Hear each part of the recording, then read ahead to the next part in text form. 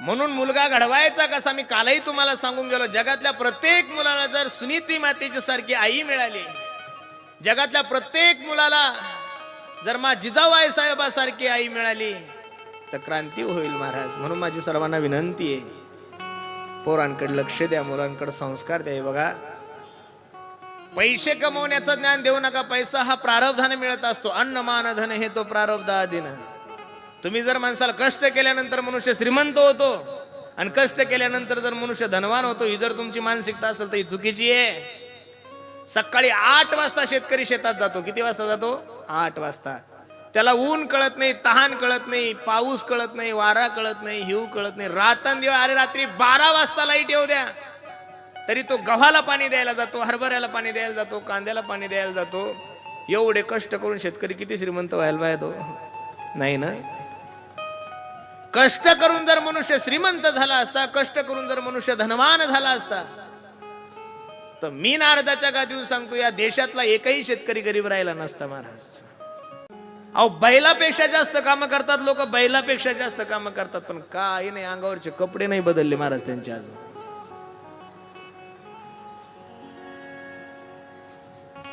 म्हणून संस्कार हा जीवनातला सगळ्यात मोठा दागिना आहे. काय आहे? दागिना आहे. आणि तो दागिना जर माणसाकडे असला की माणूस गरीब जरी असला तरी आपल्या आनंदात राहतो महाराज. जीवन जगण्यासाठी जर श्रीमंती लागते असा जर तुमचा दृष्टिकोन असेल तर चुकीचा आहे तो. 2 वर्षापूर्वी आपण अशा काळामध्ये जगलो की आपल्याला डिझेलची गरज पडली नाही 1, आपल्याला इस्त्रीचे कपडे घालायची गरज पडली नाही 2. अहो, काही नाही, तो 2 टी-शर्टावर 2 बरमोड्यावर 2 वर्ष काढले. धोतर सुद्धा घालायचं काम पडलं नाहीये. एक काळ आपण असा घालवला की 5,000 रुपयाच्या किराण्यामध्ये आपण 1.5 महिना आनंदात खाल्लं महाराज. बाहेरचं खाणंच बंद होतं. या महाराष्ट्रामध्ये, या देशामध्ये असे काही लोक आहे की ते 3,000 रुपयामध्ये सुद्धा महिनाभर जीवन जगतात. आणि या देशामध्ये असे काही लोक आहे की ते एका टायमाला 40-40 लाख रुपये खर्च करतात. असे काही लोक आहे ना. थांबण्यात आनंद आहे, कुठंतरी स्थिर राहण्यात आनंद आहे. तुम्ही जर आपल्यापेक्षा मोठ्या माणसाचा विचार करतात तर तुम्ही जीवनभर सुखी राहू शकत नाही. 5 अकरावाल्यांना 10 अकरावाल्याचा विचार करायचाच नाही. 5 अकरावाल्यानं 2 अकरावाल्याकडे पाहायचं. अरे याच्याकडे तर 2 एकर आहे, आपल्याकडे 3 शिल्लक आहे. बागायतदाराने कोरडवाल्याकडे पाहायचं, फळबागावाल्याकडे पाहायचं. अरे याला तर विहीर नाही ना, आपल्या तर 4 विहिरी आहे, पाईपलाईन आहे, किती आनंदात आपली शेती आहे. गायक वादकाने चोपदाराकडे पाहायचं, कीर्तनकाराकडे पाहिल्यावर घाम आल्याशिवाय राहणार. आपल्यापेक्षा मोठ्या माणसाकडे पाहिलं की दुःख सुरू होतं. म्हणून आपल्यापेक्षा छोट्या माणसाकडे पाहून जीवन जगायचं. आता तुम्ही एवढे मंडळी कीर्तनासाठी आलेले, काही मायमावल्या पायी आलेले आहे, काही 2 व्हीलर आलेले, काही अल्टो घेऊन आले, काही स्विफ्ट घेऊन आले, काही वॅगनर घेऊन आले, कोणी इनोव्हा घेऊन आलं, कोणी क्रेटा घेऊन आलं, कोणी डस्टर घेऊन आलंय, कोणी अनेक प्रकारच्या गाड्या घेऊन आल्या. पण 2 व्हीलर वाल्याने कथा संपल्यानंतर घरी जात असताना 4 व्हीलर वाल्याकडे नाही पाहिजे, त्यांना पायी चालणाऱ्या लोकांकडे पाहिजे. अरे याला तर अर्धा तास लागणार आहे गावात जायला, मी तर 10 मिनिटात जातो. पण 2 व्हीलर वाल्याने का 4 व्हीलर वाल्याकडे पाहिलं की त्रास सुरू होतो. ध्रुव बाळावर भगवंताची कृपा झाली. भगवंताने ध्रुव बाळाला आढळ पर दिलं. त्या ध्रुव बाळाच्या वंशामध्ये अनेक राजे झालेले. लक्ष देऊन ऐका. ध्रुवाचे पुत्र उत्कल झाले, उत्कलाचे अंग झाले, अंग राजाचा मुलगा आहे वेन. हा वेन राजा खूप नास्तिक आहे. शुकाचार्य भगवान राजा परीक्षितीला सांगतात, राजा ऐक, काही गोष्टी जीवनामध्ये प्राप्त होऊ नये, माणसाला बिघडण्यासाठी काही गोष्टी कारणीभूत आहे. त्याच्यामध्ये पहिली रूप, तारुण्य, संपत्ती आणि मोठं पद. रूप, मनुष्य रूपवान असावा, मनुष्य तरुण असावा, मनुष्य संपत्ती माणसाकडे असावी, माणसाकडे मोठं पद असावं. या 4 गोष्टी जर एका माणसाकडे चुकून आल्या की मनुष्य बिघडल्याशिवाय राहत नाहीये. नास्तिक होता. नास्तिक माणसाचं वर्णन करत असताना शुकाचार्य भगवान राजा परीक्षितीला राजा वेन राजाचं चरित्र सांगतात. किती गोड श्लोक आहे पहा. यदा वेदेषु देवेषु गोषु प्रेषु साधुषु धर्मे मयि विद्वेषु सवा आशु विनश्यति. यदा वेदेषु देवेषु गोषु विप्रेषु साधुषु. जो धर्माला मानत नाही एक, जो गाईला मानत नाही दोन, जो शास्त्राला मानत नाही, जो कीर्तनाला मानत नाही, जो कशालाच मानत नाही, त्याला नास्तिक म्हणा. आणि कलियुगामध्ये तर यांचा भरणा खूप झालाय. ऐका कलीचे मेहमान, असत्यासी रिजले जन. पापा देती अनुमोदन, करती हेळन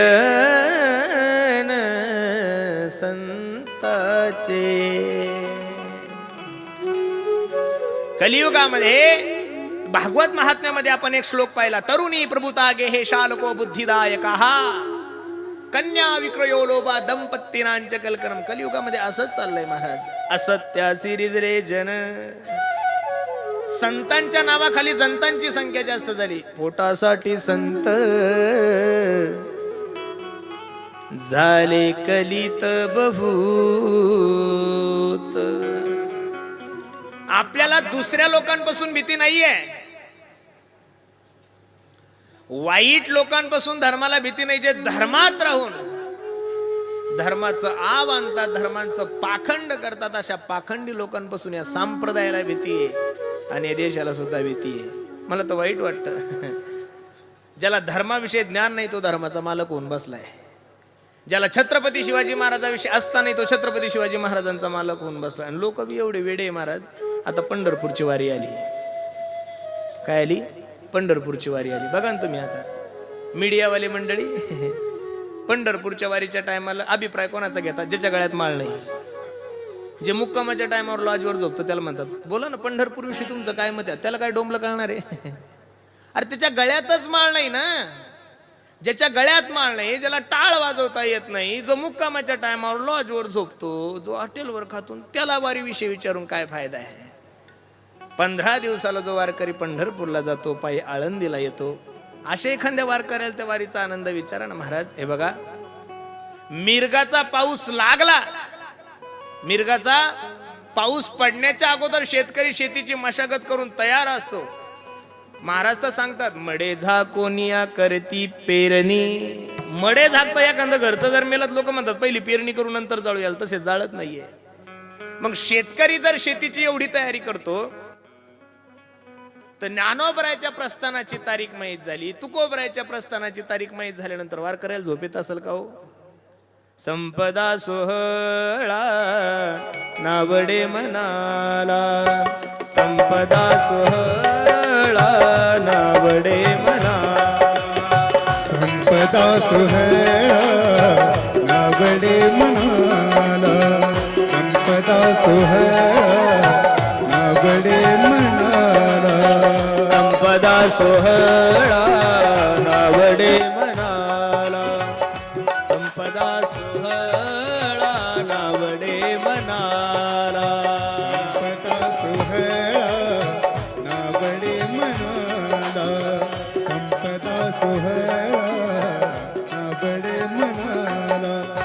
लागला टकळा पंढरीचा, लागला टकळा पंढरीचा, लागला टकळा पंढरीचा, जावे पंढरीचे